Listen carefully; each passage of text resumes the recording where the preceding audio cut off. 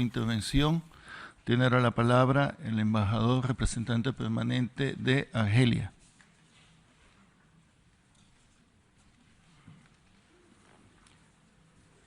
Mr. Chairman? It works? Okay. Well, I start by saying, as I've heard so many times the word Algeria, that I was about to think that there was another ambassador of Algeria here, because mentioning more than 40 times Algeria, well, but he said so nasty things that it can be an ambassador of Algeria, definitely. But anyway, I promise I will not say a word on Morocco, contrary to my predecessor. I would speak only about Western Sahara, not Morocco. Mr. President, 72 years ago, in the wake of the intense preparation of what would become the United Nations organizations, some young, brilliant diplomats drafted the final document that it is now the Charter. And they deemed it indispensable adding a sentence. And no single person, no single state, there was no controversy. There were, in the contrary, enthusiasm. They all, no dissent whatsoever. And they all adopted this sentence as self-evident truth. This sentence was to become, and is now, the paragraph 2 of Article 1 of the Charter, under Chapter 1, the purposes and principles of the United Nations. We tend to forget it nowadays or overlook it. And this sentence reads, I quote, "To develop friendly relations among nations based on a respect for the principle of equal rights and self-determination of the people." This is the United Nations Charter. In fact, the drafters of the Charter put down what was the original setup thought already in the Atlantic Charter in the midst of the horrors of the Second World War, not knowing we were in 1941, the duration of the war. But they put the seeds of the principle, and I quote them in the Atlantic Charter, "to respect the right of all peoples to choose the form of government under which they will live." It was crystal clear during and immediately after the Second World War that the forebears of the United Nations had in their mind the goal of ending the domination and colonial rule. Sometimes, like in my own country, celebrating the liberation of the world in 1945, as I was seen in Africa, in Europe and Asia, was deemed the start of liberation of all peoples. And we had to pay a dear price because the then colonial power shut off violently the call for liberty. So it took us almost 2 more decades to see a majority of the peoples and nations being accepted, at least legally, as equals. And then we had this landmark resolution, 1514 of the General Assembly, and the plight of self-determination and freedom. So it is, I have to say it, with rather bitterness and frustration that in 2017 we are still debating over colonialism and unsolved issues directly related to colonialism.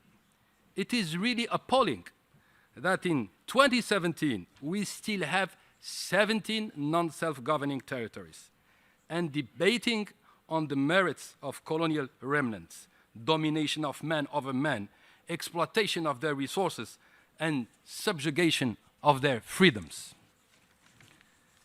There cannot be a discussion of the merits of colonialism or domination. There are simply none. We just have to sidestep, I think. We have to sidestep our differences and put our deeds in conformity with our consciousness. I hope there is some kind of consciousness being built here by our discussions. And I remember Cheikh Anta Diop, a Senegalese, who said, "Humanity's moral conscience progresses slowly yet surely." I hope it is true. It means our debate should focus on how we put an end to colonial situations swiftly and peacefully, and absolutely not if colonialism has any positive effects. To us, it is a non-starter. 17 non-self-governing territories are 17 too many.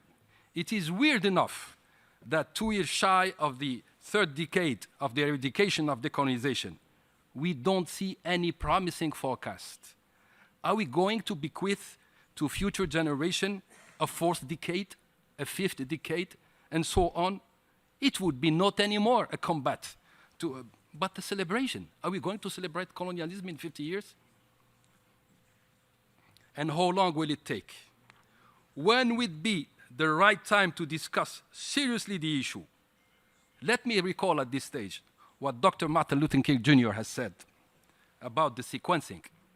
The time is always right to do what is right. We have so many challenges in front of us: conflicts, development, terrorism, ecology, that call on our strong focus. How can we be outflanked by issues coming out of the Middle Ages?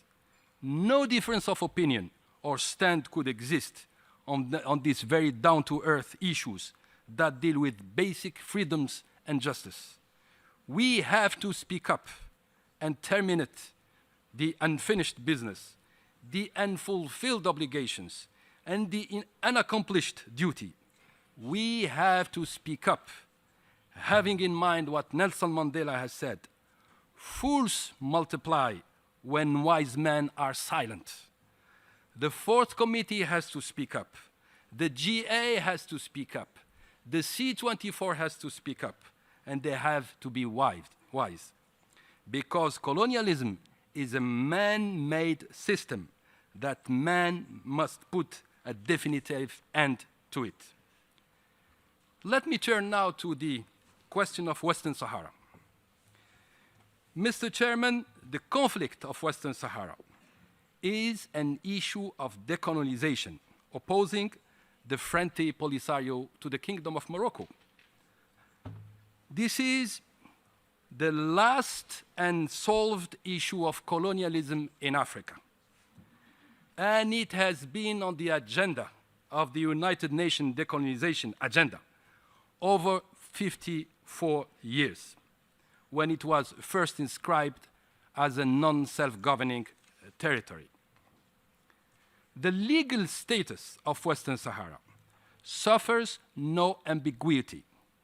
The landmark 1975 advisory opinion of the International Court of Justice that was mentioned by the previous speaker on the question, and I invite you to read it, concluded that there was no legal ties of any nature between Western Sahara and the two concerned neighboring countries that might affect the implementation of Resolution 1514, and confirmed unequivocally the inalienable rights of the people of Western Sahara to self-determination through a free and genuine expression of the will of their people. Mr. Chairman, all UN resolutions on Western Sahara adopted by both the General Assembly and the Security Council did reaffirm continuously, constantly, and unequivocally the legal nature of this conflict, as well as the principle of self-determination to be implemented. Let me go back to Africa, since it was mentioned. In 1988, the then Organization of the African Unity, today the African Union, succeeded in brokering a settlement plan that put an end to 16 years of open conflict. The plan endorsed by the Security Council of the United Nations remains to date the only valid agreement mutually accepted by both parties. The Council gave unanimously its approval to Resolution 690, and the Council decided to send a UN mission with the central mandate of organizing and supervising a referendum of self-determination for Western Sahara. I invite you to read, is the name of this mission MINURSO or MINURSO? The R stands for referendum. The Security Council, including in its most resolution last April, Resolution 2351, retains the mandate of MINURSO in all its components, including its main tasks, which is the referendum. The Security Council, as it did since 1975, insisted on the right of the people of Western Sahara to self-determination. The Council extended the mandate of MINURSO until April 2018. And also, I want you to take a look at this resolution. It recognized that the recent crisis in Guerguerat, southwestern Sahara, and I quote the Council, raises fundamental questions related to the ceasefire and related agreements, and it encouraged the Secretary General to explore ways that such questions can be resolved.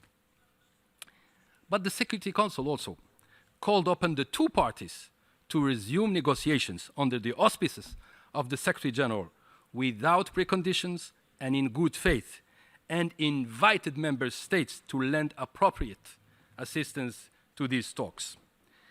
Mr. Chairman, Algeria welcomes and has welcomed the appointment as a personal envoy of the Secretary General for Western Sahara of the former President of Germany, Horst Kohler. And I reaffirm in front of you our steadfast support to the efforts of the UN Secretary General, Mr. Antonio Guterres, and to his personal envoy to relaunch without delay the negotiating process. Mr. Chairman, the African Union remained very actively engaged in a search for a solution to this conflict, opposing two of its member states. The African Union Peace and Security Council decision that they took last March in Addis Ababa recalled the pertinent provisions of Article 4 of the Constitutive Act of the African Union, stipulating, among others, the peaceful solution of conflicts among the member states of the Union. I remind you that the head of states of the African Union adopted a resolution last year calling on the UN General Assembly to set a date for a referendum. It was the whole African Union head of states. But also they decided to strengthen the mandate of former President Joaquim Chissano of Mozambique as an AU High Representative for Western Sahara, with the mandate to facilitate the direct talks between the two members and to mobilize African and United Nations efforts required to this effect. African Union also has decided to reactivate the ad hoc committee of head of states and government on the conflict of Western Sahara. And they requested the African Commission on Human Rights, on Human and People's Rights, to undertake as soon as possible a mission to Western Sahara and to the refugee camps in Tindouf to assess the human rights situation and make recommendation to the Council. And the African Union has stressed the urgent need to address the issue of illegal exploration and exploitation of the territory's natural resources, bearing in mind the call made by the Secretary General of the United Nations in its report of April 2014 for all relevant actors, in the light of the increased interest in the natural resources of Western Sahara, and I quote this report, to recognize the principle that the interests of the inhabitants of these territories are paramount, in accordance with Chapter 11, Article 73 of the Charter. And this is well in line with the many legal opinions and judgments issued by national, regional, and international organizations, including the European Court of Justice. Mr. Chairman, I would conclude by reiterating firmly that for Algeria, resolving the conflict of Western Sahara is an urgent and crucial matter. For the sake of the stability, the progress, and the integration of Maghreb, the only region in sub-region Africa that is not knowing such a process. And so it will touch all Africa to that end. And there is no alternative to the respect of the well-established United Nations doctrine on decolonization. And we cannot remain silent. And I want to remember what José Martí said. We are free not to evil, not to be indifferent to human suffering. I cannot conclude my remarks without paying a tribute to you, Mr. President, to your leadership and stewardship of our work. Let me tell you very frankly, I admire your fairness and your commitment to treat everyone equally and strictly adhering to the rules. I want you to notice that my remarks to you are of praise, and I want to state them publicly and directly to you, out of fear that the press communiques, as it did happen recently, say otherwise. So whatever you might discover in these strange communiques, my words are the ones you have heard and not the ones that you might read. And I thank you.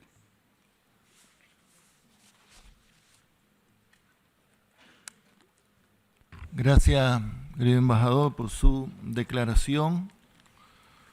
Bien,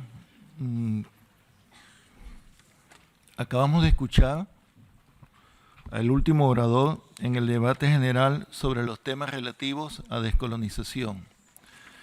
Creo que ha sido un debate intenso.